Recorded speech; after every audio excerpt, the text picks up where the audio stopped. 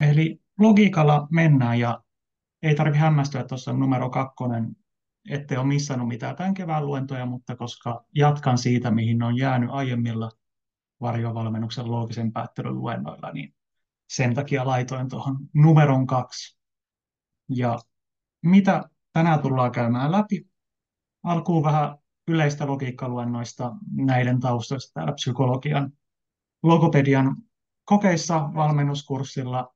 Pahoittelen jo nyt logopedian hakijoille. Tuun puhumaan varmaan psykologiasta paljon enemmän, koska oma tausta on siellä, mutta ei ole siis mitenkään tarkoituksellista jättää sitä puolta pois. Mutta puhutaan molemmista taustoista kyllä ja molemmille suunnattu valmennuskurssi. Ja vanhoista tallenteista löytyy läpikäyntiä vanhoista valintakokeista, mutta 2 edellisvuoden kokeet käydään pikkasen tänään läpi silleen lyhyesti, mutta jonkun verran kuitenkin pikakelauksena. Ja sitten vielä sen jälkeen varmaan tuossa välissä pidetään tauko, ja sitten on vähän veikkailla, että mitähän se tämän kevään valintakoe voisi pitää sisällään, ja mietitään ehkä pikkasen, kun on tämä valintakoe-uudistuskin tulossa, että mitä se oikein tarkoittaa psykologian logopedian puolella. Sitten loppuun käydään läpi, että mitä sitten tänä keväänä oikein voisi tehdä, että mitä on tulossa näillä luennoilla ja mitä voitte sitten tehdä valmistautuessanne valintakokeeseen, vaikka tässä kohtaa, kun ennakkomateriaaleja ei ole vielä tullut.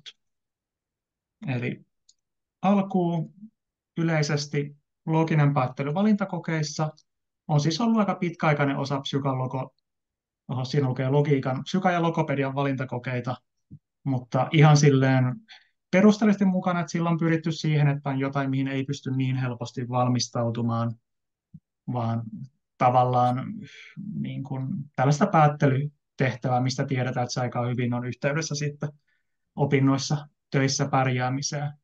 Ja tehtävätyypeissä muutos on mennyt siihen suuntaan, että jos te katsotte niitä vanhoja kokeita, niin siellä on ollut aika isoja vaikeita tehtäviä. Voi olla yksi vaikka tämmöinen muuntofunktiotehtävä, mistä multa usein pyydetään neuvoa, mutta se ei ole oleellinen, koska semmoiset isot tehtävätyypit on aika paljon taakse jääneitä. Ja harjoittelun kannalta on helpompi käydä yksinkertaisia kokonaisuuksia läpi. Mutta käydään vähän läpi, että miltä ne nykyään näyttää. Ja tuossa on tosiaan lyhennetty sitaatti tästä, että mitäs nykyään sanotaan pääsykokeista tänä keväänä. Että siellä on edelleen tuo, että päättely- ja oivalluskyky. Lisäksi on tieteellisen tiedon soveltamista ja muuta, mutta mä keskityn tähän puhtaampaan logiikkapuoleen näillä luennoilla. Ja varjovalmennuksen historiasta järjestö täytti viime vuonna 10 vuotta. On perustettu nimenomaan sen takia, että kun on ollut hakupainealoilla vahva asema kaupallisilla valmennuskursseilla, että kaikilla olisi lähtökohdista riippumatta mahdollisuus sitten saada tukea valintakoe valmistautumiseen.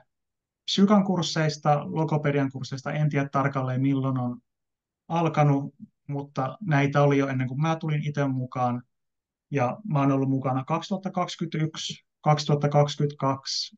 Viime vuonna en ollut mukana, mutta olen saanut kiitoksia siltäkin vuodelta, koska siellä käytettiin sitten luentotallenteita edelliseltä vuodelta siinä vuonna.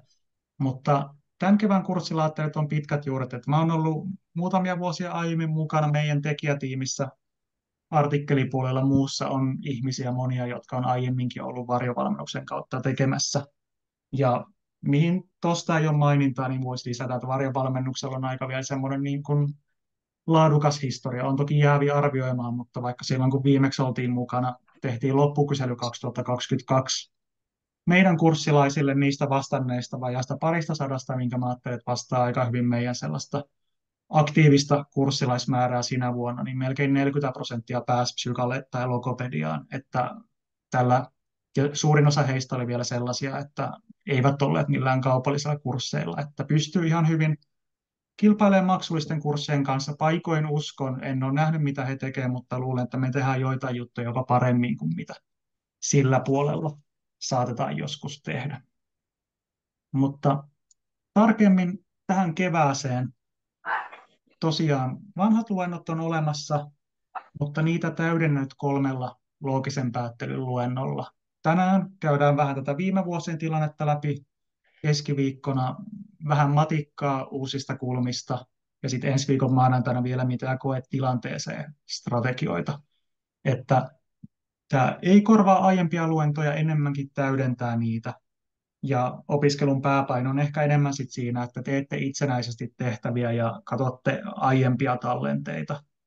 Et mä mielessäni ajattelen, että tämä on nyt vähän tämmöinen humanistien logiikkakurssi tai humanistinen lähestymistapa siinä, että aiemmilla luennoilla mä sanoin silloin aikoinaan, että ei ole kotitehtäviä, vaan kaikki tehtävät tehdään tunnilla. Ja mä ajattelin, että nyt suunta on ehkä vähän toinen, että tunneilla oikeastaan enemmänkin niin kuin herätän teitä ajattelemaan ja pohditaan asioita, ja itse laskemista on aika vähän. Voi olla, että jos haluatte kaivaa, niin kynä vihko on ihan hyödyllisiä. Muutamia tehtäviä tehdään tänäänkin, mutta ne on myös ihan sen takia, että vähän rytmitetään tätä tekemistä tässä välissä. Ja tästä kokonaisuudesta, mitä materiaalia voitte katsoa, niin tulee sitten lisää vielä tämän luennon loppupuolella. Eli käytännön toteutus, 3 luentoa tässä lyhyen ajan sisällä. Materiaalit löytyy, toi on lyhennetty linkki tiny.cc kautta Drive 2024, mutta on siis se sama Drive-kansio kuin mikä tämän kurssin sähköposteissa, Slackissa muualla on jaettu. Eli tuolta löytyy loogisen päättelyn matskuja. Voitte koittaa, jos tulee jotain akuuttia kysyä chatissakin tässä luennon aikana, mutta mä seuraan sitä aika heikosti. Niin kiireettömämmät kysymykset kannattaa laittaa tuonne Flingaan. Se on semmoinen alusta, mistä vaikka näytän ruudulla nopeasti. Eli tänne pystyy puottelemaan eri laatikoihin, että jos on kysymyksiä matikasta tai vanhoista tehtävistä ja kokeista muuta, niin tuonne kun ne laittaa, niin ne ei mene ohi tuolla chatin vyöryssä. Ja luennoista voi laittaa palautetta. Se on ihan mukavaa, että sieltä kuulee teistä, koska tämä on aika monologipainotteista kuitenkin tämä itse opetus. Ja tallenteet tulee YouTubeen. Sieltä laittaa vaan varjovalmennus ja vaikka varjovalmennuspsykologia tai varjovalmennuslogiikkahakuun, niin löytyy mun vanhat tallenteet, plus ne on siellä soittolistana. Ja mä tulen laittamaan nämä uudetkin tallenteet sinne sitten sen soittolistan jatkeeksi. Mutta tässä kohtaa mulla ei toiminut vanhojen kyselyjen tallentaminen tuossa, että laittaisin teille kyselyä, niin mä naputtelen hetkeksi, pausetaan tuon nauhoituksen ja laitan teille pientä sellaista alkukyselyä, kunhan mä saan sen tästä kirjoitettua. Joo, ja nyt on suurin osa vastannut tosiaan, niin näyttää siltä, että suurin osa teistä hakee psykalle, osa logopediaa, noin 75% on pelkästään psykologiaa ja 85-87% molempia. Logopedialle on puolestaan sitten hakenut tuommoiset 15% vähän vajaa teistä. Ja suurin osa hakee eka kertaa ja sitten on niin kuin myöhempiäkin hakijoita on. Ja näitä, kuten Vavan alkuluennolla oli puhe, niin jotkut pääsee ekalla, jotkut pääsee 7, jotkut 10, että on niin kuin kaiken vaiheen hakijoita on kyllä olemassa. Ja sitten täällä on tosiaan suurin osa teistä, reilu puolet, on katsonut näitä logiikkaluentoja, missä puhun aiemmin. YouTuben puolelta kurssilla on ollut 10%, ja reilu 1/3 on sellaisia, jotka eivät ole sitten katsonut luentoja aikaisemmin. Ja tämä sopii kaikille tosiaan tämä uusi opetus, että ei ole sinänsä väliä, mutta ihan mielenkiinnosta kyselin tuotakin. Mutta miten tässä tosiaan niin kuin tehdään, niin jos on aiemmat luennot tuttuja, niin hyvä, mutta jos ei ole, niin käydään läpi, sieltä kannattaa poimia ja niin kuin niitä joka tapauksessa tallenteen kannattaa katsoa. Mutta seuraava osuus tänään, niin 2 edellisen vuoden valintakokeet. Käydään näitä läpi. Mä käyn ihan selailen tehtävä kerrallaan läpi, mutta ei nyt lasketa juurikaan näitä, koska mä ajattelin, että aikataulusyistä ja myös sen takia, että tulee varmemmin parempia selityksiä, niin mä oon tuonne meidän kurssin Drive-kansioon laskenut näitä tehtäviä. Kaikki jonkinlaiset mallivastaukset, niin ei tarvitse tässä käydä läpi, mutta silmäillään läpi, niin osalle muistuu mieleen, jotka on hakenut aiemmin, ja osa saa vähän tuntumaan, että miltä nämä oikein näyttää. Eli 2 edellisvuoden kokeet on ollut 3 tunnin kokeita tietokoneella, 8-9 logiikkatehtävää omassa osiossa, ja se tehtävä pohja on tämmöinen 2 tiedon tehtävä, mitä katsotaan kohta vähän tarkemmin. Ja mitä tässä on muuttunut, niin 2022 oli ensimmäinen koneella tehtävä koe, 2023 aika paljon samoja elementtejä, kuten kohta tullaan huomaamaan. Rakenteellisesti merkittävin ero oli se, että tuli miinuspisteitä erottelemaan vastauksia, että väärästä vastauksesta tai tyhjästä sai jonkun verran miinusta.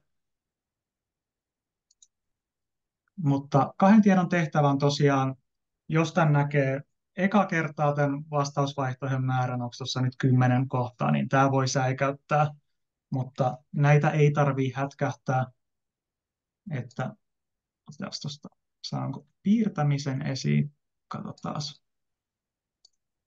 Et jos näitä katsoo tarkemmin, niin tässä on oikeastaan 5 ylintä on tämmöisiä, mitkä on oikeita niin kuin täysiä vastausvaihtoehtoja. Että on se, että kannetaan 2 tietoa, riittääkö pelkkä ensimmäinen annetuista tiedoista vastaamaan kysymykseen ja toinen riittääkö toinen, vaaditaanko ne molemmat yhdessä, toimiiko ne erikseen vai eikö kumpikaan riitä. Sitten on ollut mahdollisia saada osapisteitä, täällä on tällaisia, tai oikeastaan tuossa F:stä I:hin, että voi, jos ehtii laskea vain puolet, voi todeta, että se riittää tai ei riitä jättää muuten vastaamatta. Sitten on tuo, että jättää kokonaan vastaamatta. Löytyy tuolta myöskin. Mutta tältä se tosiaan saattaa näyttää kokeessa. Tämä on hirveä tekstimassa, mutta kun te vaan etukäteen ymmärrätte, mitä tämä tarkoittaa, niin ei tätä tarvitse kokeessa lukea enää tätä tehtävänantoa hirveän tarkkaan. Siellä on aina 2-3 sivua esimerkkejä ja selityksiä, mutta niitä ei tarvitse sitten hätkähtää. Mutta tehdään pieni harjoitus. Katon, että hahmotatte suunnilleen, miten näihin tulisi vastata, niin kertokaa, mikä tässä olisi oikea vastausvaihtoehto. Tai ei tarvitse kertoa, mutta miettikää itseksenne. Ja mun pitää taas kaivaa, että mistä mä saan ton nauhoituksen pauselle.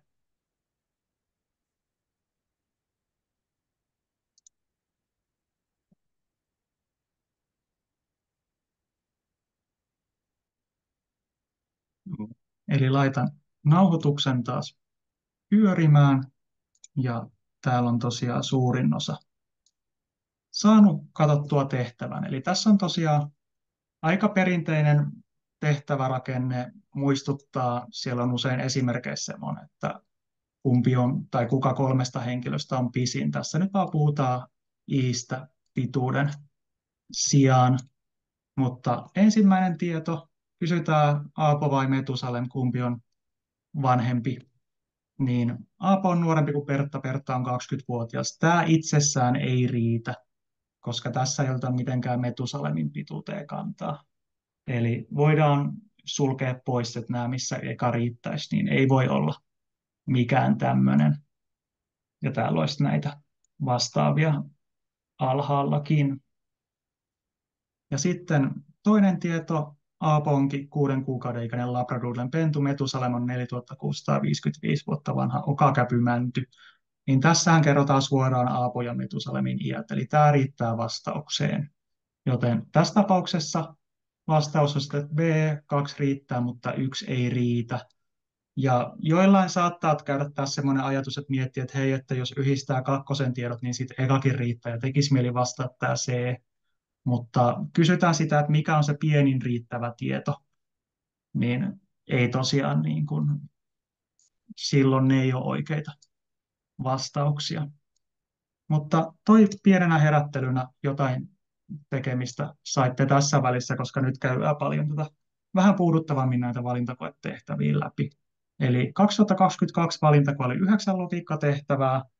Lähes kaikki oli tuttuja tehtävätyyppejä. Tämä oli mulle logiikkaopettajana hauska koe, koska oltiin aika lailla kaikki nuo tehtävät käyty niillä aiemmilla luennoilla tai niiden tyyppisiä tehtäviä.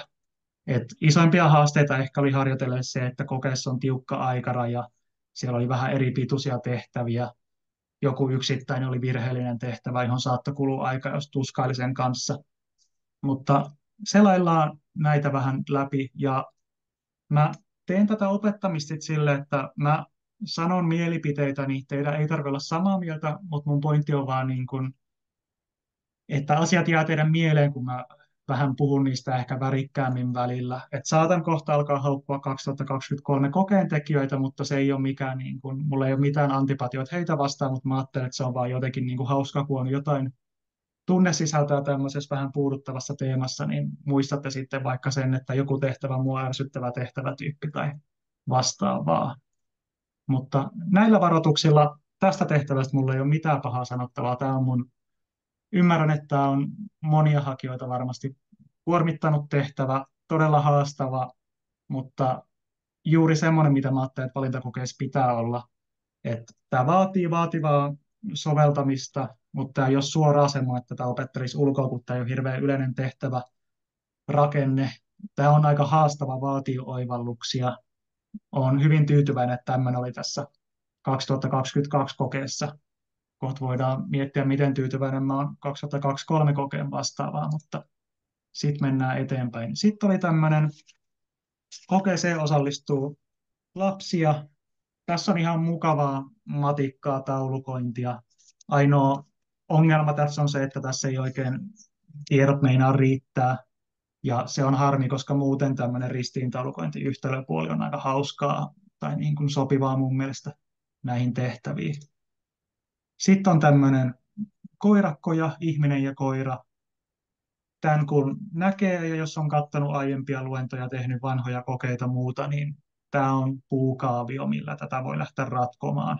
Siinä asiat haarautuu tälle, että on aina niin kuin kahta koirarotua, kahta koiran sukupuolta, kun tässä oli, sitten vielä omistajat, miehiä tai naisia. Semmoinen aika perinteinen tehtävätyyppi, joskus ollut paljon laajempana ja aika lailla ainoana valintakoetehtävänä, mutta nykyään jos tämmöinen tulee, niin ennemmin ehkä tämmöinen pieni sitten. Sitten tehtävä 4.4. Olisi ollut tämmöistä matikkaa yhtälöparia, mutta tässä oli virhe, niin tämä ei ollut pisteytyksessä mukana. Tässä on ehkä vähän niin kuin liian avoimeksi jätetty tieto, että he olivat ehkä ajatellut tekevänsä jotenkin niin kuin suljetun ja ratkottavissa olevan tehtävän. Sitten ihan tämmöinen mukava, pitää jäsennellä, yhdistellä tietoja. Ei seuraa suoraan mitään tiettyä tehtävätyyli, mutta ehkä semmoinen niin kuin taulukoinnin soveltamistehtävä. Sitten erittäin klassinen logiikkatehtävä, ikä. En muista, oliko sinä vuonna jopa harjoituskokeessa vai aiempana, mutta ollut tällaisia hyvin tyypillisiä arvotuksia. En tiedä, millä vuosisadalla tämä on jossain muodossa ekan kerran näytetty, mutta ihan hauska klassikko seassa. Sitten oli tämmöinen tehtävä, jossa psykologi kulkee ratikalla ja pitää selvittää, että monta ratikkaa kulkee vuorokaudessa hänen kotinsa luokse työpaikan suunnalta. Ja tämä on ihan hauska. Mulla menee itsellä ainakin aivot solmuun näissä ja sen takia myös mieluummin laskeskelin tätä Drive-tiedostoa, kun koittaisin tässä livenä, koska jos mä yritän tämmöisiä laskea ja puhua ja piirtää samaan aikaan, niin ainakin 2-3 asiasta epäonnistuisi siinä kohtaa. Sitten Einstein-taulukko nimellä kutsutaan näitä, vaikka oikeasti nämä ei ole Einsteinin keksimä tehtävätyyppi, mutta tietty semmoinen toistuva rakenne, mistä voi tietynlaisella taulukolla lähteä ratkomaan. Kysytään Jaanan lempiurheilulajia. Tässä pitää tehdä semmoinen ruudukko, jossa aina niin kuin kaikki kategoriat risteää keskenään, että on nimiä ja on pääaineita ja sitten on vielä lempiurheilulajeja. Pikkasen tässä joutui soveltamaan, koska tässä ei kaikkien pääaineita suoraan tiedetty. Ja sitten on tämmöinen hirveä määrä tekstiä, mutta tehtävätyyppi pohjimmiltaan aika tuttu. Isoin haaste on ehkä poimia täältä tieto. Mä kutsun tätä hedelmäsalaatiksi, koska aikoina oli semmoinen hedelmäsalaattitehtävä, missä samalla tavalla piti miettiä, että mitkä yhdistelmät voi toteutua eri sääntöjen puitteissa. Tämä on semmoinen jäsentämistehtävä tavallaan. Sitten tuli 2023 valintakoe, 8 logiikkatehtävää, 1 vähemmän. Tehtävätyypit oli hyvin kierrätettyjä. Variaatiot oli ehkä semmoisia, että mun näkökulmasta, kun pyörittelee tämmöisiä logiikkatehtäviä, niin oppii arvostamaan kekseliäitä ja sellaisia niin kuin tietyllä tavalla kauniita logiikkatehtäviä, niin musta tuntuu, että ne oli vähän semmoisia sotkettuja, että oli niin kuin muokattu tehtäviä, mutta ehkä samalla niin kuin semmoista jonkinlaista kivaa puhdasta tekemistä oli vähennetty siinä. Sitten oli myös tehty paljon uusia tehtäviä, joissa ei oikein ole sellaista valmista pohjaa. Niin kuin ajatuksena ymmärrän todella hyvin, koska logiikkatehtävien tarkoitus on, että näihin voisi valmistautua mahdollisimman vähän, ja nämä olisi niin kuin koetilanteessa mittaavaa osaamista. Ja kun edellisen vuonna tehtävät olikin semmoisia, että mä opetin vahingossa niitä kaikkia, niin ihan kiva, että on lähdetty tekemään jotain erilaista. Ja hämäystä on tuotu, että on polveilevia tekstejä, muuta tämmöistä hankalaa tässä. Mutta tosiaan valintakokeessa ensimmäinen tehtävä on tapaamiset jakautuu terapiakäynteihin, tutkimuskäynteihin. Tämähän on siis hyvin samannäköinen kuin mitä oli aiempi eka tehtävä edellisenä vuonna, milloin puhuttiin vain logopedin tehtävistä.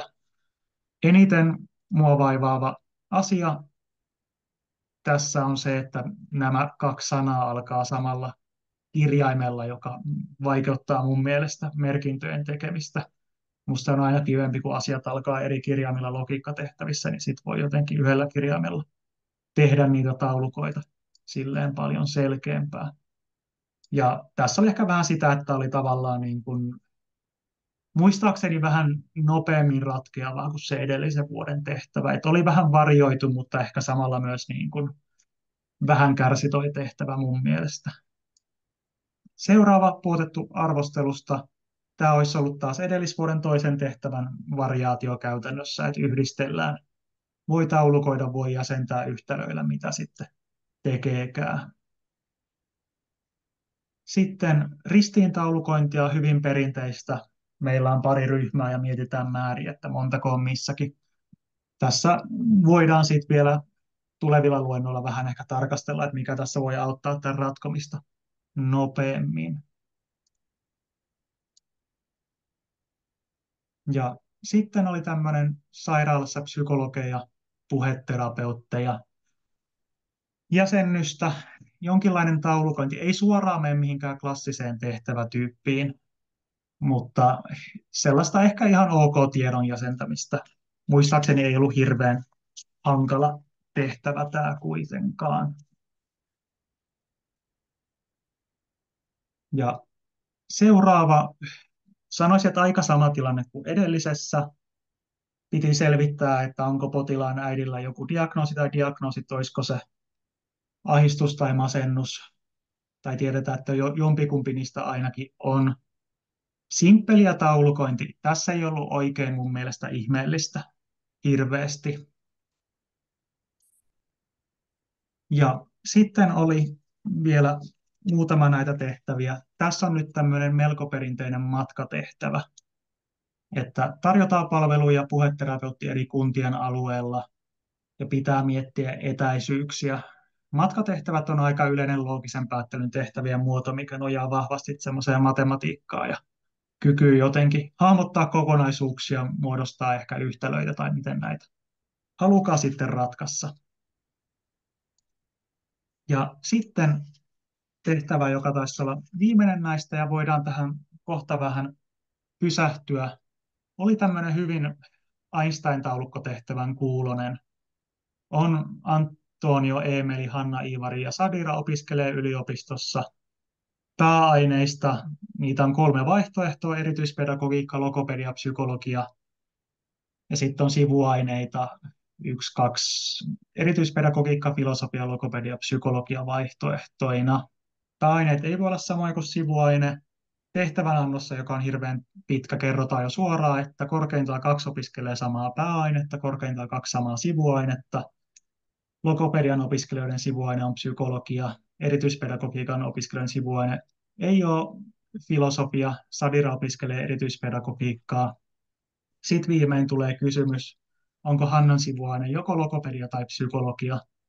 Tässä on taas tämmöinen, että huomaa, että on oma variaatio, kun ei kysytä jotain tarkkaa, vaan kysytään, että onko joku parista vaihtoehdosta. Ja tätä voitte ratkoa tälleen rajatusti, että mä laitoin tämän tähän ruudulle keskeiset tiedot plus tämän toisen tiedon, että Hanna opiskelee pääaineenaan erityispedagogiikkaa. Ja riittääkö tämä tieto vastaamaan, että onko Hannan sivuilla joko logopedia tai psykologia. Ja sitten kun olette sen miettinyt, niin käykää läpi ja pohtikaa, että mitkä tässä ruudulla olevista tiedoista on ylimääräisiä. Ja pausetan taas nauhoituksen. Eli siis mitä tietoja me tarvitaan, ja mä tuosta ton kyselyn noin 70% kerkes tehdä. Suljen tuon, niin kun kysytään, että onko Hannan sivuinen joko logopedia tai psykologia, ja ekan tiedon kanssa se oli ehkä vähän hitaampaa, mutta jos me mietitään vaan tätä tokaa tietoa, että Hanna opiskelee paineenaan erityispedagogiikkaa, niin tämä on hyvä tieto. Ja sitten siihen liittyy tämä, että erityispedagogiikan opiskelijoiden sivuaine ei ole filosofia. Tämä on hyvä tieto. Ja sitten tämä, että pääaine ja sivuaine eivät voi olla samoja. Eli koska Hanna opiskelee erityispedagogiikkaa, hänen sivuaine ei voi olla erityispedagogiikka. Koska erityispedagogiikan opiskelijoiden sivuaine ei ole filosofia, sekin voidaan sulkea pois. Meillä jää kaksi vaihtoehtoa, logopedia ja psykologia. Ja kun kysyttiin, että onko Hannan sivuaine joko logopedia tai psykologia, tämä tieto riittää meille. Tämä on tavallaan musta tuntuu, että tämä on tosi nerokas tehtävä siinä, että mä ainakin rupesin suoraan piirtämään taulukkoa ennen kuin luin kysymystä. En tiedä, onko he oikeasti ollut niin ovelia tässä kuin miltä tämä tuntuu, mutta tykkään kyllä, että tämmöisiä kompia, vähän niin kuin tehtäviä, jotka ohjaa yhteen suuntaan, mutta sitä ei välttämättä tarvitse, että näitäkin on täällä joukossa. Niin se on aina hyvä varautua, että joskus asiat on yksinkertaisempia kuin miltä ne näyttää.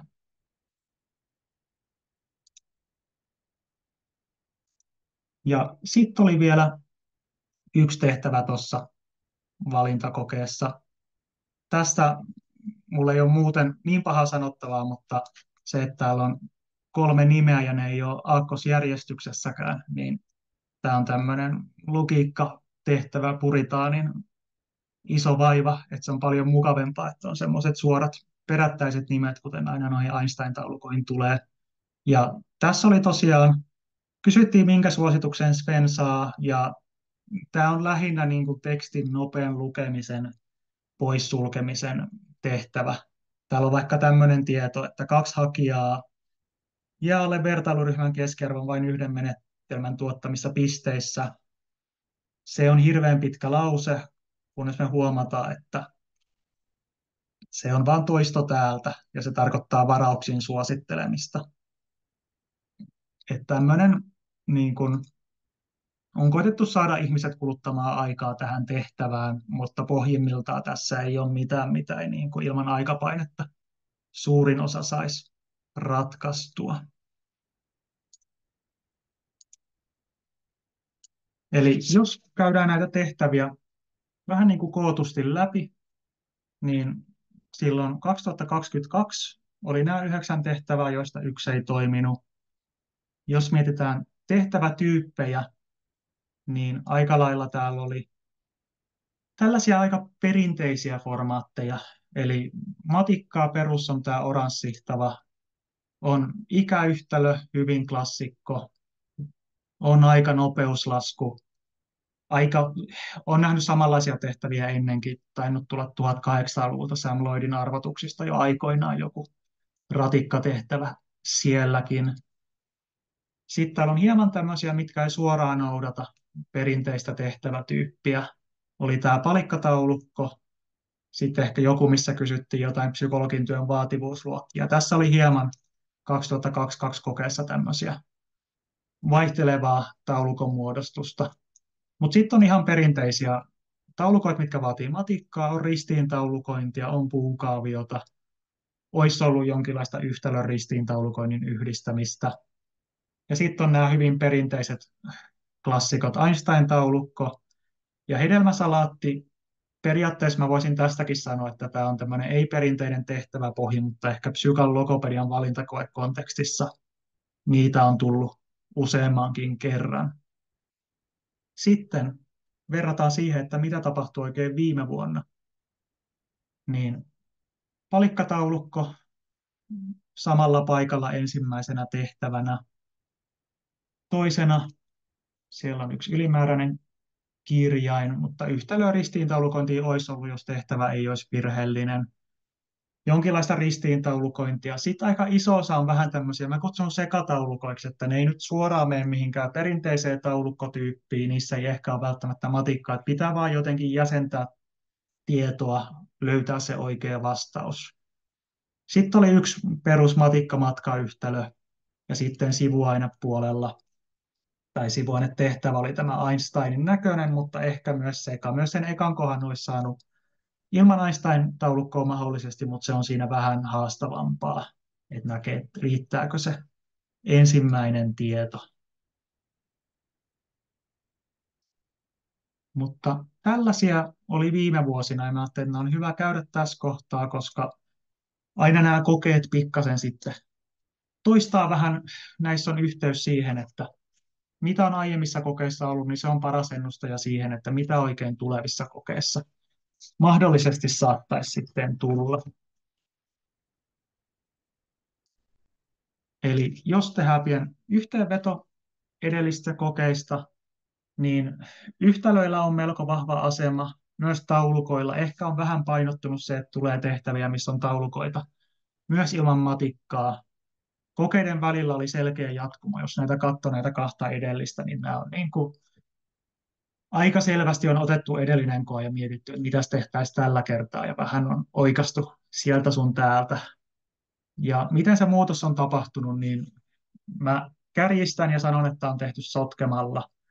Että on laitettu vähän muutoksia, että ylipäänsä on Einstein-tehtävää laitettu, jotain sekoittamista, että ei olekaan kaikki kategorioiden luokat suoraan tiedossa, tai siitä voi olla just, että vähän hämätäänkin siitä tai muokataan vanhoja tehtäviä. Mikä mä ajattelen, että tekijöiden taustanäkö on siis se, että jos näitä tehtäviä miettii tämmöisestä psykologinäkökulmasta, niin niissä on tosi hauskasti käytetty psykologien, logopedien työhön liittyviä tekijöitä, se, että mietitään erikoistumiskoulutuksia ja muuta. Tosi hauskasti tähän kontekstiin otettu nämä tehtävät, mikä kertoo siitä, että kokeen tekijät on, en tiedä keitä he nyt on, mutta alan ihmisiä, eivät, ei ole olemassa päätoimisia psykan logopedian valintakokeen tekijöitä, vaan enemmänkin on vaikka jotain psykologeja ja logopedioita, sillä puolella vaikuttavia yliopistoihmisiä, jotka sitten tekevät muun työn ohessa näitä kokeita. Mutta mikä näissä korostuu on tuommoinen, että on tärkeää jotenkin osata sitten lukea mahdollisimman nopeasti niitä tehtäviä, jäsentää, soveltaa tietoa. Että aikaraja on tosiaan tiukka kokeissa, se on ollut se 3 tuntia viime aikoina.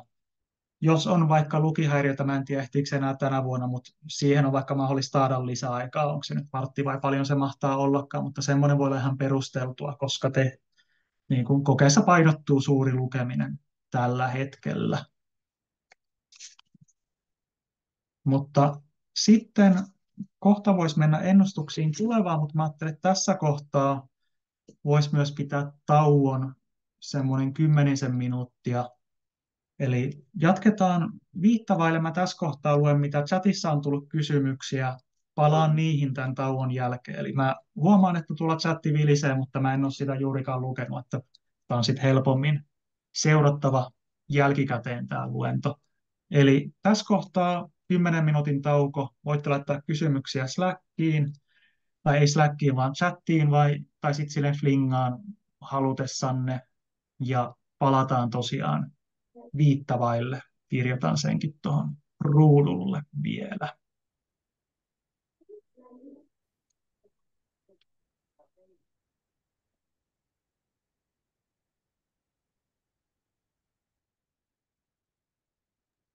No niin, sitten kello on viittavaille, niin voidaan palailla pieneltä tauolta.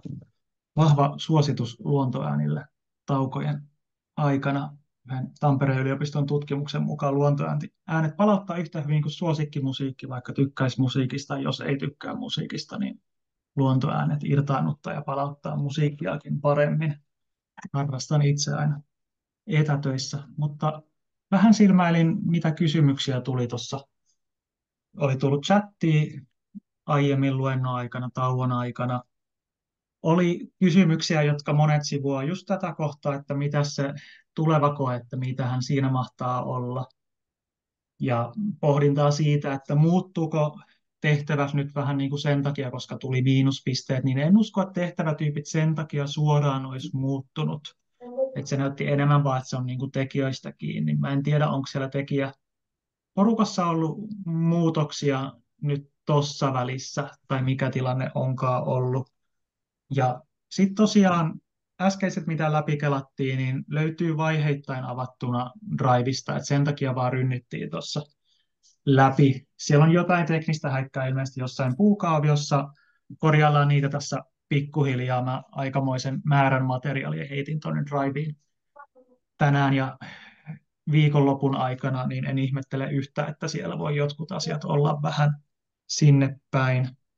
Ja voidaan vielä kolmannella luennolla käydä enemmän läpi, että mitä sitten koetilanteessa kannattaa toimia, mutta kuten jotkut laskeskeli, että jos osioittain tekee, niin aika olisi noin 5 minuuttia per tehtävä, ehkä loogisenkin päättelyn puolella, mutta se on toki vaihtelee, että jotkut tehtävät on hitaampia, jotkut nopeampia, mutta ja sitten se, että kannattaako ensin katsoa logiikan tehtäviä vai kannattaisiko ensin tehdä aineistotehtäviä, niin riippuu ihan tilanteesta. Tämähän on kuitenkin tuuripeliä, että katsoako mitä tehtäviä, kun ne on eri pituisia ja muuta. Et kaikkeen perusteellisesti ei varmaan riitä aikaa. Miten itse saattaisin tehdä, koska on aika nopea silmäilijä, niin saattaisi ihan pikkasen silmäillä vaikka logiikkatehtäviä ja siirtyy aineistoon, koska uskon, että niin kuin hauduttelu taustalla on aika hyvä voima. Eli jos on vaikka joku tehtävä, missä tuntuu jumittavan, niin voi mennä eteenpäin, katsoa, syntyykö ideoita sillä aikaa, kun tekee jotain muuta. Mutta myös niin, että kuitenkin myös tekee tehtäviä, ettei pelkästään pläräile sitä tai digiaikana scrollaile sitä koetta.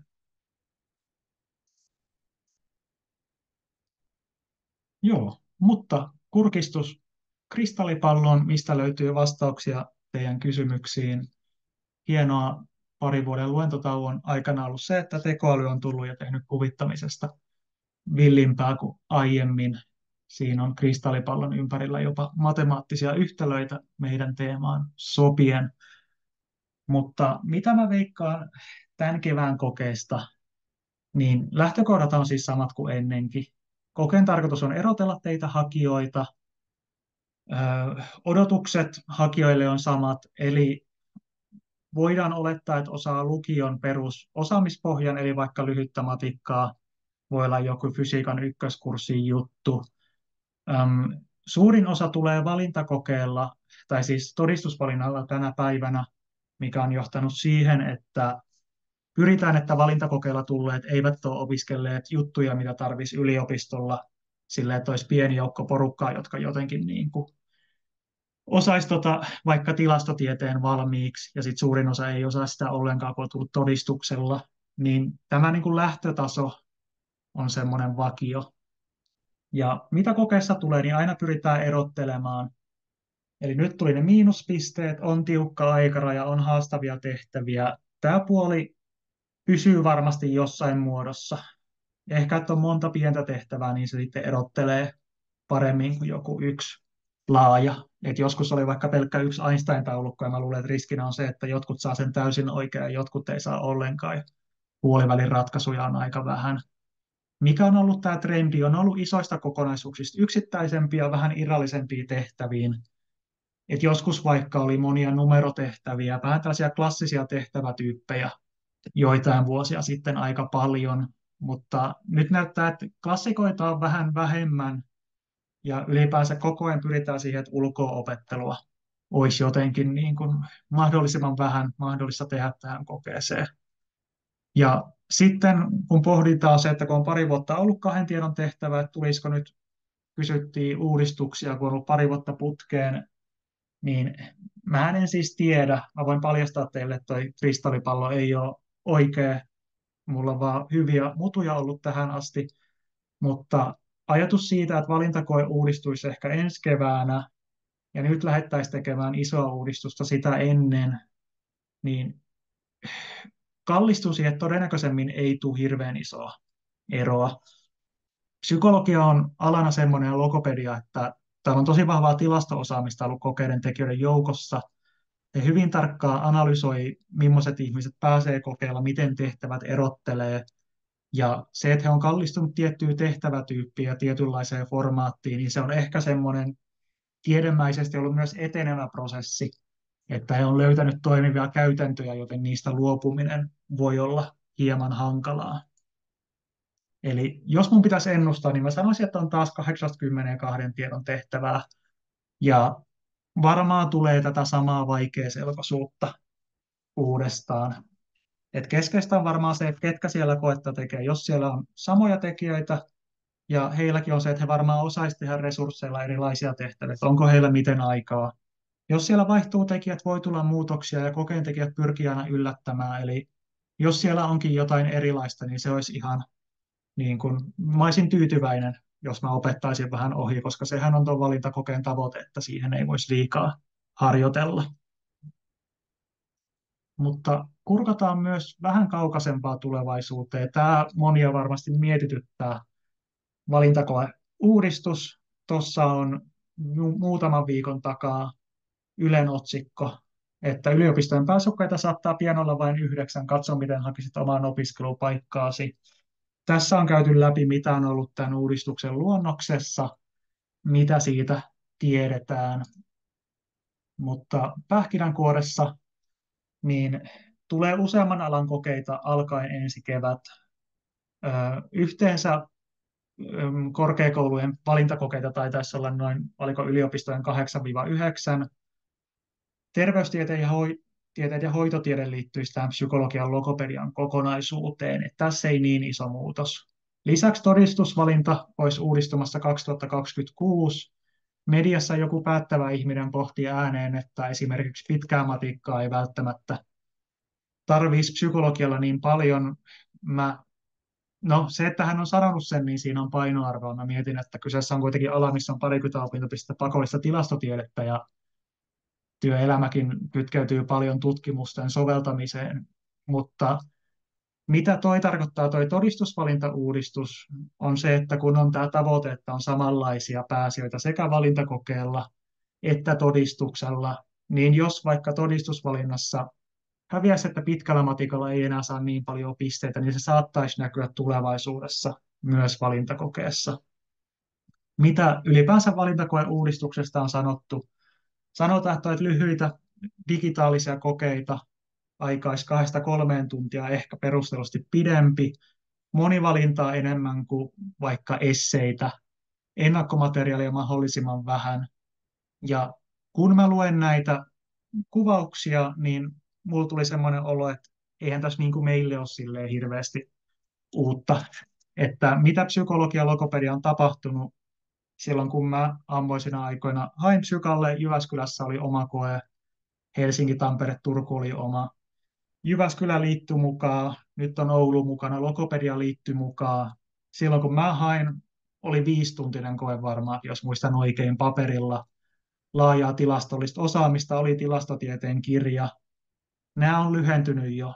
Me tehdään jo digitaalista koetta, me ollaan jo yhdistytty muihin aloihin ja kaupunkeihin. Meillä on jo monivalintaa, vaikka mä haikailenkin, että olisi kiva, että olisi logiikassa avoimia vastauksia, missä pitäisi vaan joku luku laittaa, niin se, että puhutaan, että on monivalintaa, niin se ehkä jatkaisi tätä nykyistä linjaa.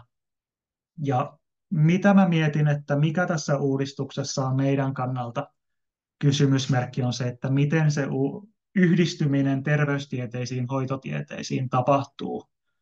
Mun käsitys nopealla silmäilyllä on se, voin chatista poimia jälkikäteen, jos joku korjaa, että heillä on enemmän ollut yksittäisiä kokeita. Kun mä katsoin niitä kokeita, ne oli yksinkertaisempia kuin meidän.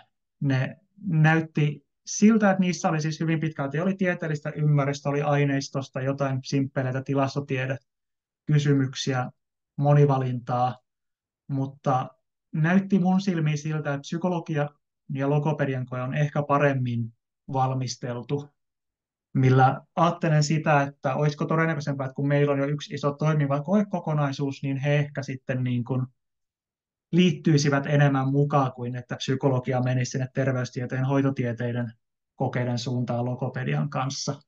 Tätä en tiedä. Kiinnostavaa oli se, että terveystieteiden, hoitotieteiden niissä kokeissa, mitä mä katsoin, niin ei ollut loogista päättelyä. mutta muut osat oli aika samankaltaisia. Mutta sitten jos mietitään toinen esimerkki valintakokeiden uudistuksesta, jotkut on tehnyt AMK-kokeen, oli myös Psykalla 2020 ensivaiheena korona-aikana.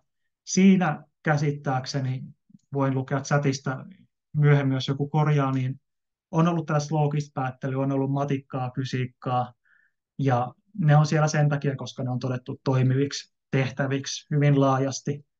Eli jatkuuko vaikka logiikka, niin varmaksi en pysty sanomaan, mutta näkisin, että siihen olisi tavallaan edellytyksiä, että kokeessa olisi hyvin samankaltaisia juttuja. Mutta tämä ei koske vielä tänä vuonna, plus tämä, että tämä muutos tapahtuu tavallaan parissa pätkässä, niin eniten ehkä mietin sitä, että ainakaan mitään isoa uudistusta ei ruveta tekemään nyt pelkkään psykologian logopedian kokeeseen tässä kohtaa. Tai olisin hyvin yllättynyt, että ennemmin ehkä sitten jatkettaisiin vanhaa ja sitten se uudistus tapahtuu jotenkin tässä tulevien vuosien aikana. Mutta ajattelen tosiaan, että miten meidänkin kurssi on tehty, niin aika hyvin on edelleen vanhat luennot valmistanut viimeisimpiin kokeisiin. Ja miten mä oon ne tehnyt on se, että mä käyn siellä yleisiä juttuja, sitten siellä on muutamia spesifejä tehtävätyyppejä, että mä oon vähän niin kuin hajauttanut riskejä, että mä aina puhun jostain tietyistä kertotaulu muista tehtävistä tai on siellä tallenteissa. Niitä ei ole vaikka tullut, mutta mä oon pitänyt niitä mahdollisena, niin mä oon välillä laittanut eri vaihtoehtoja sinne sekaan. Mutta mitä tämä kaikki tarkoittaa siis meidän kannalta ja mitäs me tänä keväänä oikein voitaisiin tehdä ja miten me voidaan valmistautua tulevaan valintakokeeseen. Niin mitä näillä luennoilla loogisessa päättelyssä, kutsun tätä aina tosiaan aina logiikaksi aika lailla, koska se nyt on vaan lyhyempi sana. Mun puheissa ei kannata tarttua eksakteihin termeihin hirveästi, että mä nyt sanon mitä mieleen tulee samaan aikaan kun jonglööraan tässä parin näytön ja diojen ja piirtopöydän ja opettamisen ja chatin silmäilyn välillä. Eli nämä on ehkä tämmöistä podcast-maista tajunnanvirtaa välillä, että jos tulee pysäyttää johonkin lauseeseen ja mietitte, että tuossa ei ollut mitään järkeä, niin olette varmaan oikeassa. Mutta niin, perinteiset tehtävätyypit, mitä oli viime kokeissakin, kuten katsottiin, niin ne on käyty vanhoilla luennoilla aika hyvin läpi. Ja mikä vielä on tässä muutos parissa vuodessa on se, että pari vuotta työelämässä mä oon hyvin irtaantunut vanhoista luennoista. Jos te olette katsonut niitä viime vuosina, te varmaan osaatte ne jutut paremmin kuin minä tällä hetkellä. Että se nuorempi ja freesempi opiskelija siellä YouTubessa tietää paljon paremmin, tai siis välillä opiskelija sitten valmistui niillä tienoilla 2022. Olin jo valmistunut, niin hän oli hyvin kärryillä valintakokeesta. Mä oon nyt aika irtaantunut systeemistä ja sitten mä myös opetan tässä kohtaa ehkä myös sille, että mä en vaikka sen takia lähtenyt, että laskettaisiin hirveästi matikan tehtäviä, koska mietin, että siinä mennään mun taitojen äärirajoilla, jos mä piirrän tuonne X ja Ytä ruudulle ja yritän opettaa tehtäviä, jotka muutenkin on jo aika hankalia.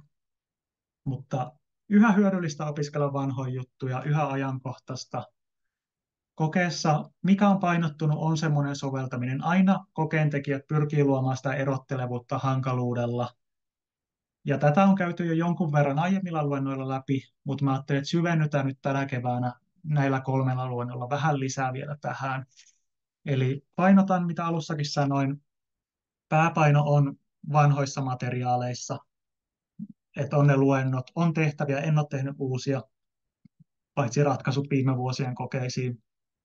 Täydennetään näiden kokonaisuutta tässä.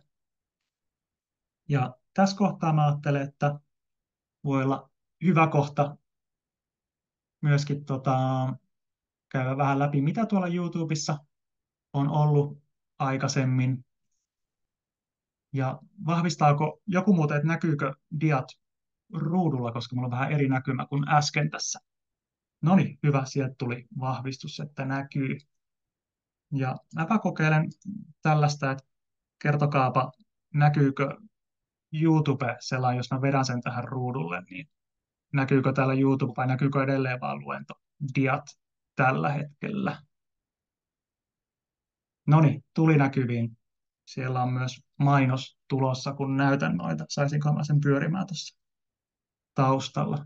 Joo, eli vanhat luennot, näiden historiaa. Mä siis liityin 2021 varjovalmennuksen tiimiin ja silloin vedin ekan kerran aika tämän näköisen luentosarjan. Silloin luentoja oli 5 ja ne ilmestyi silloin osittain päällekkäin ennakkomateriaalin kanssa, koska mä tein niitä siinä samalla. Mutta seuraavana vuonna palasin varjovalmennukselle, totesin, että tehdään nyt kunnolla samat hommat. Vedin noin 6 luentoa vähän paremmin kuin edellisenä vuonna sen verran, että kehtaa katsoa ehkä jälkikäteitä ainakin laittaa näytille muille. Laitoin YouTubeen tämän 6 luennon kokonaisuuden. Ja näistä ensimmäinen on hyvin samankaltainen kuin tämä luento nyt. Käytiin, mitä tämä logiikka on ollut valintakokeissa. Ja siellä on ollut vanhoja valintakokeita psykalta logopedialta. Vähän silmäiltiin 2018 ja 2021 kokeita. Sitten ollaan käyty numeroita ja matikkaa, tiedon jäsennystapoja, miten voi tehdä taulukkoja, mitkä on yleisiä taulukkotyyppejä, miten visualisoida. Sanallisia tehtäviä, näistä semmoisia tiettyjä klassikkoesimerkkejä käytiin läpi. Sitten on luento, jonka nimi on Sekalainen silppuluento. Se on hauska nimi, mutta se ehkä peittää myös sen, että se on siis oikeasti ihan hyödyllinen luento monelta osin. Siellä on matikkayhtälöitä ja ennen kaikkea siellä käydään 2 tiedon tehtäviä läpi. Että jos skippaatte jotain, niin toi ei ole ehkä se ensimmäinen kokonaan kuitenkaan, mutta käydään tuosta vielä kohta tarkemmin ajatuksia. Ja sitten oli loppuun tuommoinen kertausyhteenveto pilkottuna kai 2 osaan tehtävätyypit ja vastaustekniikat. Eli jos näitä osa olette kattonut aiemmin, haluatte kerrata tai osalle on kokonaan uusia. Jos teillä on vaan vähän aikaa, niin kattokaa tosiaan ehkä täältä ihan tämä niin kuin matikan perustepuoli luennolta 2. Sitten tämä luento 6 kertaus kautta yhteenveto. Tämä on aika hyvä ihan lähtökohtiin. Tuosta on oleelliset. Jokaisen luennon alussa mä oon myös pitänyt yhteenvedon edellisestä luennosta, niin sillä voi skipata joitain luentoja. Lopussa on pikakertauksia myös. Jos teillä on vähän enemmän aikaa, noi samat, mutta ottakaa sinne mukaan tämän sekalaisen silppuluennon loppuosa. Siellä on vähän matikkataulukoita, mutta ennen kaikkea siellä on tuo 2 tiedon tehtäviä. Toi on aika hyödyllistä. Visuaalisia tehtäviä ei ole ollut, mutta se on ollut semmoinen riskeenhajautus, että mä käyn niitä vähän läpi. Ja sitten on tosiaan tämä 3. luento uutena. Kaikki visualisointivakiintuneet taulukot, etenkin tämmöinen tiedon jäsentäminen, se on, sanotaanko, että matikalla voi korvata taulukoita ja taulukoilla voi korvata matikkaa, mutta molempia voi hyödyntää tosi hyvin näissä tehtävissä. Ja just teillä on kunnolla aikaa ja energiaa, niin kattokaa vaan tuolta kaikki mitä löytyy. Siitä puuttuu väli, ei kun siinä on ylimääräinen viiva. No niin, muuntofunktiot. Mutta jos jotain skippaatte, niin muuntofunktiota, muistaakseni vielä ekalla luennolla selitän vähän väärin jotain vanhaa muuntofunktio-tehtävää. Visuaalisia tehtäviä ei ole myöskään tullut, että voitte silmäillä, mutta ei ole niin olennaista settiä. Muuntofunktio-tehtävä on semmoinen, missä pitäisi tunnistaa tällaisia, että miten muuntamalla jotain tämmöisiä signaaleja ne näyttäisi erilaiselta tämmöisellä XY, vähän niin kuin aikajana koordinaatistolla. Siitä tulee aina hirveästi kysymyksiä, sitten kun se on tuolla ekoissa, niin monet jumiutuu siihen ja ahdistuu, kun he ei osaa sitä ja alkaa kyseenalaistaa valintakokeeseen menemistä. Mutta muuntofunktio-tehtävä on vaan erittäin pitkälle vietyä koordinaatisto- ja taulukon opiskelua. Ja miten siihen harjoitellaan, niin se ei ole ehkä paras tapa katsoa muuntofunktio-tehtäviä, vaan opiskelkaa enemmän niitä perusteita sen kanssa, jos jotain. Ja samoin tuolta voi skippailla valintakoejutuissa. Mä puhun jostain logiikkatehtävien historiasta. Se on kiinnostavaa kuunnella taustalla, ainakin mun mielestä, mutta eihän se niin kuin oleellista teille ole välttämättä. Mutta täältä voi poimia. Täällä on tietyt, nämä ehkä paksunetut on tämmöisiä yleisiä juttuja. Sitten täällä on jotain johtopäätöstehtäviä, asetelmapulmia, numerotehtäviä. Niiden rooli on ollut aiemmin isompi ja on toki mahdollista, että niitä tulee uudestaankin. Että ne on tuolla olemassa edelleen ja pidän ne mukana, mutta ne ei ole niin keskeisiä. Eli jos vaan jotain, niin ainakin nyt kertaus ja vaikka matikkaa, jos vähän enemmän, niin tiedon jäsentämistä ja sitten tätä kahden tiedon tehtävää. Mutta noin on semmoisia, mitä tuolta puolelta kannattaa ainakin katsoa. Ja sitten jos mietitään, että mitäs me oikein yhdistyy, mitä me nyt opetetaan, mitä silloin, niin mun mielessä mä visualisoin tämän kokonaisuuden jotenkin näin, että mä tosiaan kutsun näitä uusia luentoja nimellä Logiikka 2, osa 1, 2, 3. Se voi kuulostaa nyt livenä hassulta, mutta se toimii ehkä tallenteena paremmin, että hahmottuu kokonaisuus sitten bittiavaruudessa myöhemminkin. Mutta tämä luento täydentää edellisen ekaa luentoa. Tässä ollaan nyt jatkettu uudet ennustukset, uudet valintakokeet, uusi tilanne, käydään vähän läpi pientä esittäytymistä. Keskiviikon luento, jatketaan vähän matikasta, mitä oli toisella luennolla, ehkä myös vähän eri kulmalla, että semmoinen, mitähän se sanoisi, poikkeuksellinen tapa lähestyä matikkaa. Mä ajattelen, että matikan osaamisessa on tosi paljon vaihtelua. Teidänkin keskuudessa, ylipäänsä nuorten keskuudessa matikkaosaaminen vaihtelee hyvin paljon. Sillä voi saada hyvin pisteitä valintakokeissa, mutta sen opettaminen myös isolle joukolle on hankalaa, koska tasovaihtelu on niin eri. Niin tuossa voitte vähän pohtia ehkä sitä omaa suhdetta matikkaan ja mitä teidän kannattaa treenata. Ja ylipäänsä mä en hirveästi pidä mitään erityisiä palomukeita, mutta tuolla mä tuun vähän ravistelemaan teitä siihen, että kyllä se matikka on niin kuin, sitä kannattaa harjoitella. Että vaikka tuntuisi siltä, että hei, että tämä on mulle hankalaa, enpäs opettele, vaan meidän pelkillä aineistotehtävillä, niin mä puhun sitä vastaan sitten keskiviikkona pikkasen. Ja sitten on toi koetilanteeseen liittyvä luento. Se on tavallaan jatkoa sekalaiselle silppuluennolle, mutta se on myös tiedon jäsentämistä, että se asettuu jonnekin tonne kokonaisuuteen. Ja näitähän voi katsoa missä järjestyksessä haluatte, mutta jos teillä on vaikka aikaa jotain katsoa ennen keskiviikkoa, niin sitten voitte vaikka katsoa kakkosluenton matikkapuolta tai sitten ehkä se ekakin luento, näitä kahta. Ja jos haluatte ensi viikon maanantai mennessä olla jossain keskivaiheella, niin vaikka 3-4 voi olla ihan hyvä, vitonen mahdollisesti siinä kohtaa käytynä. Mutta tämmöinen kokonaisuus meillä on siis suunnitteilla tällä kertaa. Ja sitten mennään käytännön asioihin. Eli kurssilla on Drive-kansio. Linkki oli tuolla aiemmissa tioissa, lyhyt linkki myös tuossa, tiny.cc kautta Drive 2024. Sieltä löytyy logiikkamateriaalia.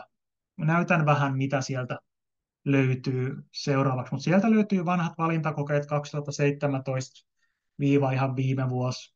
Ratkaisut mä oon käynyt vaiheittain läpi 3 edelliseltä vuodelta, vaikka 21 tuutte huomaamaan, että mä oon tehnyt sen muistaakseni valintakoepäivänä, joten kuvat on jonkun ottamia kuvia ja voi olla, että siellä on nopeus korvannut ehkä huolellisuuden.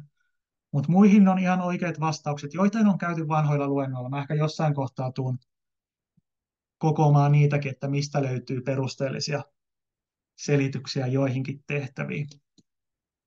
Sitten on varjovalmennuksen vanhoja harjoituskokeita. Se taitaa olla nyt yksi tiedosto. Ne on ollut jotenkin aivot sotkevasti nimettyjä ja hankalia, kun mä pidin 2021 erikseen logiikan harjoituskokeen, ja sitten meillä oli Vavan harjoituskokeen 2021 logiikkaosiot, mutta kaikki löytyy samasta pötköstä. Ratkaisuvaiheet on selitetty 2021 materiaaleissa. En nyt ainakaan vielä löytänyt 2022, että onko niitä jossain tallessa. Voi olla, että ne on ollut vain jollain luennolla, jota on YouTubessa silloin selitettynä tarkemmin. Sitten siellä on harjoitustehtäviä, samat tehtävät, mitkä on löytynyt aiempina vuosina Drivesta mun tekeminä. Tuossa mä sanon, että ne on ekat ja tokat, mutta mä laitoin ne samaa tiedostoa. On lukuja, on yhtälöitä, on taulukoita, sanallisia tehtäviä. Noihin löytyy ratkaisut sille, että mä oon laittanut sekä vihjeet, että sitten vielä tarkemmat ratkaisujen avaamiset siihen perään. Mutta noi ei tosiaan ei ole uusia. Ja sitten mitä on lisäksi, niin luentodiat ei ole vielä tulevia tämän kokonaisuuden luentodioja, koska niitä ei ole vielä olemassa, mutta löytyy ne vanhat. Voi olla, että niissä on pikkasen ero sille, mitä ruudulla näkyy, jos ne on vähän jotkut vanhemmat luonnosversiot, mutta helpottaa seuraamista kuitenkin siinä kohtaa. Mutta mä laitan tuosta ton Driven hetkeksi näkyviin. Eli täällä on tosiaan Psykalogo 2024 materiaalit, logiikka, luentodiat on eritellyt. Logiikka 1 on ne vanhat, logiikka 2 on nämä uudet. Vanhat valintakokeet. Tehtävät on täällä kahdessa tiedostossa. 2020 on vaan suullisen osuuden, koska ensimmäinen vaihe korona-aikana muuttui AMK-kokeiksi, ne ei ole julkisia ne tehtävät, niin niitä ei ole tiedossa ja tuolla. Vastauksia, ratkaisuja. Täällä on 3 valintakokeen avatut, ja sitten on joistain vaan vastaukset. Sitten on yksittäinen tehtävä aiemmasta ollut kirjallisena, niin sekin löytyy tuolta. Ja sitten on meidän harjoitustehtäviä, niin täällä on ihan harjoitustehtävät. Lisään vielä myöhemmin ne harjoituskokeetkin, ne tuolta vielä tässä kohtaa puuttu. Mutta tuolla on kaikenlaista tosiaan. Ja katsotaan, noin, täältä löytyy tämä kokonaisuus, Drive. Eli mitä voitte seuraavaksi, niin tiedän jo tosiaan, että monelle olisi mieluisinta, että luennot olisi livenä. Mä ainakin itse olen semmoinen ihminen, että mä mieluummin katsoisin livenä paikan päällä tai ainakin etänä kuin tallenteita YouTubesta. Tiedän, että se ei ole optimi, mutta mä oon nyt priorisoinut sitä, että saadaan uutta sisältöä, niin mennään noilla vanhoilla tallenteilla. Ja menkää ihan omalla tavalla, mikä sieltä parhaiten itselle sopii. Voitte tehdä vanhoja valintakoetehtäviä. Jos on rajallisesti aikaa, niin aloittakaa varmaan niistä parista uudemmasta, ja sitten voi mennä sinne aikaisempiin kohti, että sieltä saa sitä harjoitusta. Vavan valintakoetehtävät, mitä mä oon aikoinaan tehnyt, niissä taitaa painottaa aika paljon jotkut numerosarjat, tämmöiset. Ne on ehkä ollut vähän vanhempaa kokeeseen pääasiassa, mutta niitäkin voi ihan silmäillä. En ole niitä pari vuoteen katsonut, ja siellä on joku ainakin korjaamatta. Siinä lukeekin, että puukaavio-tehtävä ei ole ratkaistavissa, mutta löytyypi sieltä. Ja voidaan katsoa, voi vaikka kurssin Slackiin laittaa, mistä muualta löytyy materiaalia. Käydään vielä keskiviikon luennolla vähän, että miten voitte harjoitella muuten, mutta löytyy esimerkiksi Sam Lloyd on ollut 1800-luvun tehtäväratkoja, hänen ongelmia, ne on ihan hauskaa matikkaa. Puzzlebaron sivustolla on ollut semmoinen Einstein-pulmapohja, ja siinä tulee vähän enkkua vielä treenattua samalla. Mutta tässä kohtaa lopuksi vielä käydään kysymyksiä muuta läpi, niin tehdään pieni yhteenveto, sitten mä voin silmäillä chattia ja katella tosiaan myöskin, mitä on tuolla Blingan puolella kysymyksiä. Eli nämä luennot, logiikan luennot 2, on tosiaan täydennystä aiempaa 3 uutta luentoa, joista ekan tässä näitte. Ja luentojen pituus on tosiaan, mä luulen, että taukoineen nämä voi olla tämä 1,5–2 tuntia. Materiaalin puolesta voi olla, että 1,5 tuntia menee tähän, että käydään keskeiset läpi, mutta sitten on kysymyksiä ja muuta loppuvaiheessa. Ja logiikkavalintakokeissa on tosiaan ollut aika vakiintunut osio. Mun vetäessä jättäessä väliin 1 vuoden ei tapahtunut mitään semmoisia radikaaleja muutoksia kokeessa, että vanhat opetustallenteet ei olisi enää siltä osin ajan tasalla. Että 2 tiedon tehtäviä on nyt ollut viime aikoina. En tiedä, tuleeko jatkossa, mutta hyvin mahdollista, että tulee. Ja myös se, että on tämä uudistuksessa puhuttu, että olisi monivalintaa ison valintakoeuudistuksen jälkeen, niin sekin vähän nojasi, että 2 tiedon tehtävä on aika hyvä formaatti siihen. Ja sitten kokeet tosiaan viime vuosina uutta oli miinuspisteet. Yleisiä tehtävätyyppejä on vähän sekoitettu, mutta runko on kuitenkin ollut pohjimmiltaan sama. Mutta jatkoa tosiaan, että harjoitellaan soveltamista näillä luennoilla, mietitään vähän strategiaa, että miten te saatte täyden osaamisen esiin siinä kohtaa. Eli katsokaa vanhat luennot, siellä on käyty läpi hyvin, että vaikka se, että mikä toi 2 tiedon tehtävä on, se on siellä sekalaisen silppuluennon lopussa avattu tarkemmin. Jos tämän jälkeen teillä on olo, että nyt on jotenkin sekavaa muuta, niin löytyy sieltä tosiaan YouTubesta. Kattokaa, että siellä on niin kuin, siellä käydään perusasioita paremmin kuin mä kävin tässä. Sanotaan vaikka näin. Että tästäkin käytiin tämmöinen pikakelaus, joka täydentää, mutta omalla ajalla itsenäistä opiskelua, kattokaa rauhassa materiaalia sieltä, niin ei haittaa, jos tässä meni paljon ohi, koska mä muun muassa selasin kuitenkin tuossa ehkä 15 minuutissa sen 17 valintakoetehtävää, joiden tekemiseen niissä kokeissakin olisi se pari tuntia mennyt kuitenkin. Mutta tässä kohtaa mä jo kiitän, ruvetaan katsomaan noita kysymyksiä, mitä on Formsissa, chatissa, ja mä laitan pienen loppukyselyn, näpyttelen tuossa, niin, ja kysymykset tosiaan Flingassa, ei Slackissa pääasiassa, tai voi olla tulla chatissakin, mutta sieltä mulla voi mennä ohi nyt, kun siinä on tullut paljon viestejä. Eli keskiviikkona mietitään matikan harjoittelua ja syventämistä, ja ehkä muutenkin tätä, että miten niin kuin voidaan harjoitella tuohon valintakokeeseen. Mutta tässä kohtaa mä pysäytän nauhoituksen hetkeksi. Eli sit voidaan käydä vähän kysymyksiä läpi ja laitoin tuossa loppukyselyä kanssa. Suurin osa onkin vastannut tästä luennosta. Ja osa ei ehtinyt vastaamaan, mutta mä nyt syöksyin täältä nopeasti, että useimmat koki luennon tahdin sopivaksi. Se on hyvä juttu. Etenkin sitten jälkikäteen on vielä se lisähyöty siitä, että voi pausetella omassa rauhassa, kaivaa materiaalia esiin muuta. Ja hyödyllisyyttä asteikolla 1–5, tuolla on nyt yleisimpiä 4, 5, 3, joitain kakkosia.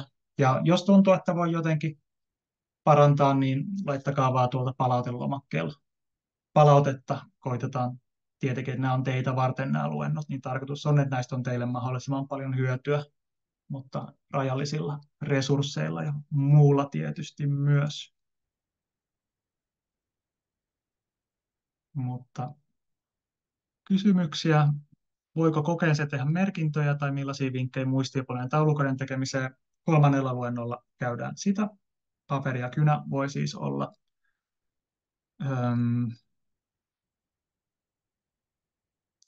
Mitäs muuta?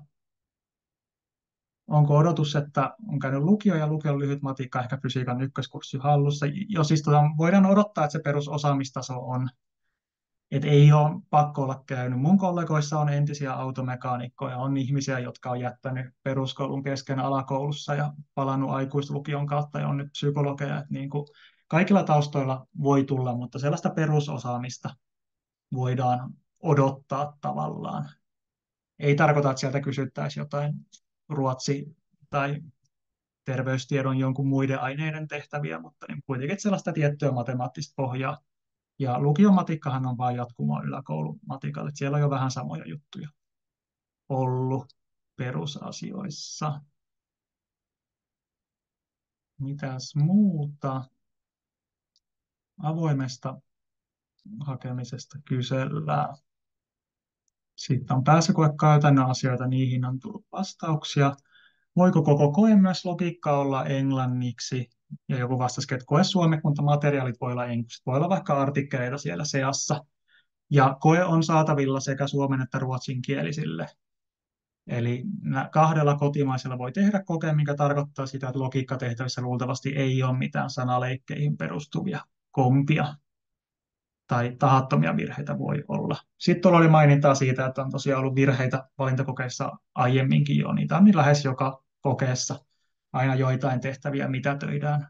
Se on ihan normaalia siellä. Paljonko aineistoa tulee? Viime vuonna tuli 9 artikkelia. Tuleeko jatkossakin olemaan miinuspisteitä valintakokeessa?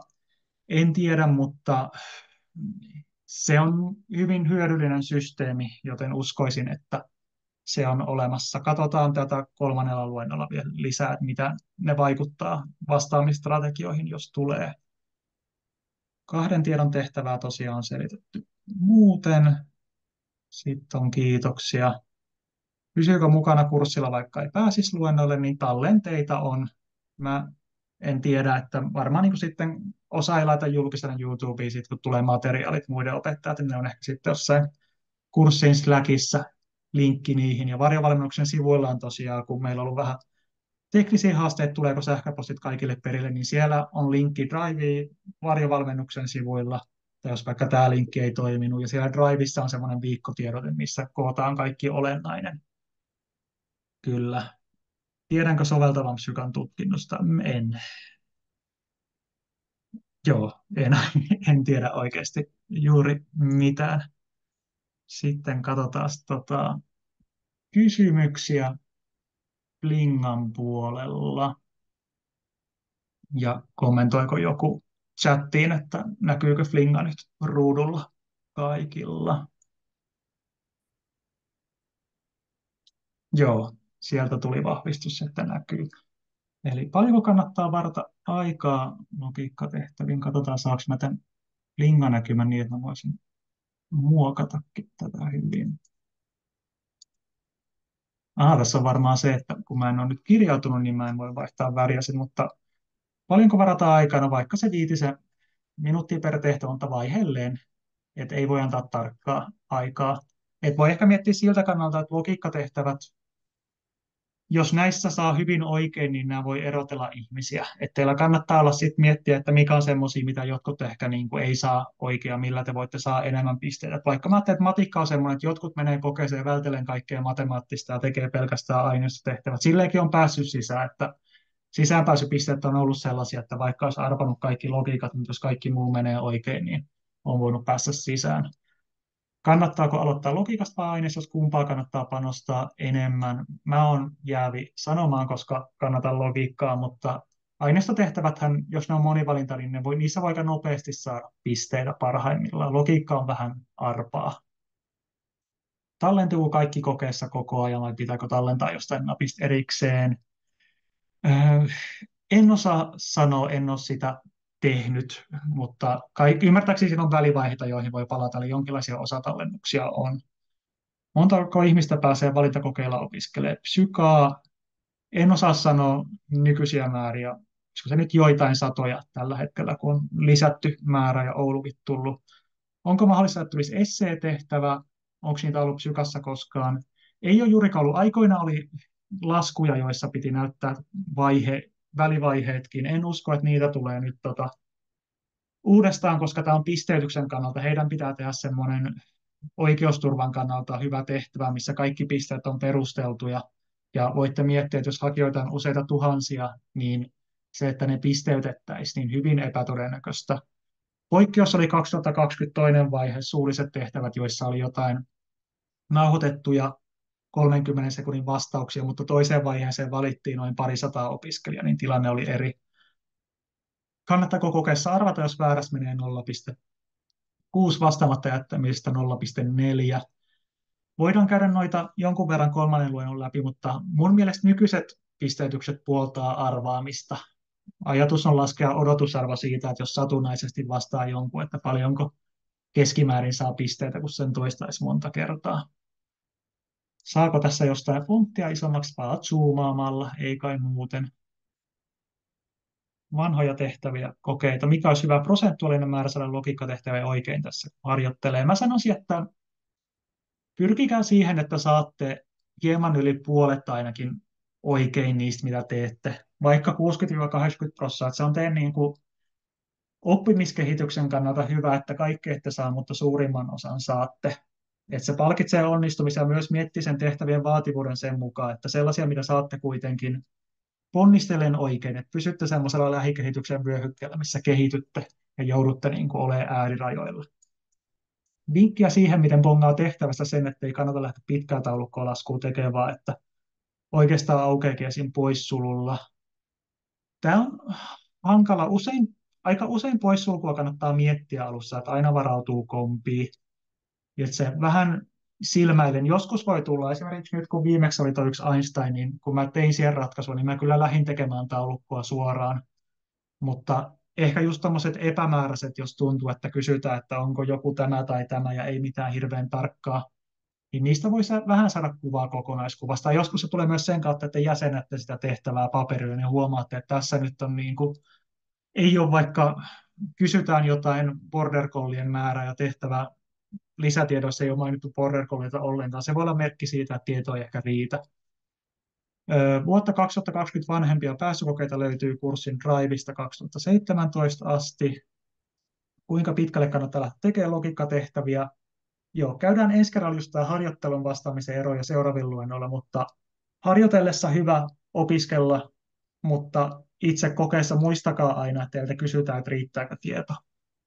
Tämä on tärkeä. Ja sitten muita kysymyksiä, huomiota. Mitä lukion fysiikan kurssilla 1 on? Olisiko siinä nopeuslaskuja? Mä luulen. Mutta siinä on varmaan jotain perusyhtälösoveltamista. Ehkä siinä on joku muistikolmio-homma. Mä en nyt tiedä, muista tarkalleen. Voiko logiikan tehtävissä saada oikean vastauksen eri päättelyketjuavuilla kuin mitä Driven vastauksessa? Ehdottomasti. Olisi outoa, jos ei voi saada. Sitten, miten riitti vaihtoehto 2? Siinä kysyttiin Aapo ja Metusalemin ikäeroa, niin sitten Bertaniellä ei ollut väliä. Krivestä ei saa auki kurssin tiedostoa, ei käyttöoikeutta. Palatkaa Slackissa tuohon, jos on vielä ongelmia. Voi olla pitää kirjautua. Ja jos mun linkki ei toiminut, menkää varjovalmennuksen sivujen kautta. Siellä on linkki Driveen, jonka pitäisi toimia. Jos se ei toimi, niin sähköpostia tai joko viestiä Slackissa, vastuuope Anna näitä hoitaa, tai sitten varjovalmennuksen sähköpostiosoitteeseen, joka on siellä nettisivuilla. Mitä matemaattisia tehtäviä tulisi ihan kirjaimia, perussanallisia tehtäviä, sellaista niin kuin laajaa soveltamista. Ei tarvitse mitään derivointia varmaakaan tai tämmöistä niin kuin monimutkaisempaa integraalia laskentaa. Että sitä, mikä on teille varhaisin perustaso, missä on haasteita. Onko vinkkejä muihin? Katsotaan ensi kerralla, jos mulla tulee muita vinkkejä mieleen. Uskaltaisiko ennustaa, että matikkaa yhtä vähän kuin viime vuonna ja upotetaan enemmän erillisten tehtävien sijaan logiikkaan? En uskalla suoraan ennustaa, koska viime vuonna oli aika vähän logiikkaa, lähestyä matikkaa logiikkapuolella. Eli on mahdollista, että siellä tulee sitten sellaisia, missä on vähän enemmän logiikkaa. Et mä ajattelen, että siinä ei ollut sellaista suurta suunnitelmaa tai päätöstä varmaan. Nyt laitetaan hirveästi vähemmän matikkaa. Tai ehkä pieni päätös, mutta toi voi heitellä kyllä molempiin suuntiin. Sitten vastasinkohan jo aika lailla kaikkiin. Siinä oli varmaan noita keskeisiä. Sitten tuolla chatin puolella on, pitääkö kaikkia tehtäviä vastaa? Ei tarvitse vastaa kaikkiin, mutta siis ei ole sitä, että valitse vaikka esseen niin kuin ylppäreissä, että valitse näistä 10 matikan tehtävästä 6, vaan kaikkiin voi vastata ja tarkoitus on koittaa saada vastaukset kaikkiin, sillä saa täydet pisteet. Joo, mutta noita käyty tällä kertaa. Tuleeko teillä vielä jotain kysyttävää tässä kohtaa mieleen ennen kuin lopetellaan? Sopivan hiljaiselta vaikuttaa. Jos teillä on kirjoittaminen kesken, laittakaa flingaa, niin kysymys pysyy siellä tallessa. Poistan ruudunjaon tässä kohtaa ja voidaan tällä kertaa lopetella tässä. Tunti 45 taukoineen meni suunnilleen aikaa ja luennon, jos tekniset hommat toimii, niin pitäisi tulla YouTubeen sitten tässä tänään tai huomenna lähiaikoina, kunhan saan sinne laitettua. Niin kiitos kaikille osallistuneille, tsemppiä opiskeluun ja palataan sitten seuraavalla luennolla, jossa käydään matikkaa enemmän läpi.